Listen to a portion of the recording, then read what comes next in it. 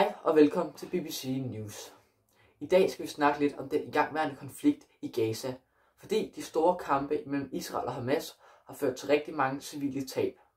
Det har skabt stor bekymring og debat rundt omkring i verden.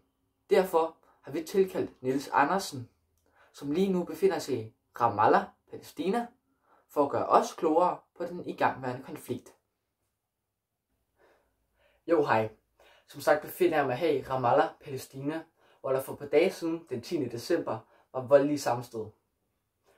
Det var der fordi, at de israelske soldater lavede en militæroperation ind i byen her. Og det gjorde det fordi, de ville fange nogle folk, de mistænkte havde noget med et angreb at gøre ind i Israel. Men det er da tit desværre bare sådan, at det er mange civile, der betaler den højeste pris. Og udover angrebene hernede, er der meget mangel på nødhjælp. Mange folk må kæmpe hårdt for at få mad på bordet, og det er en vanskelig situation for rigtig mange borgere.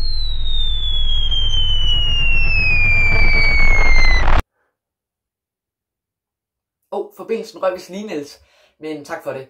Det var den seneste opdatering fra konflikten i Gaza.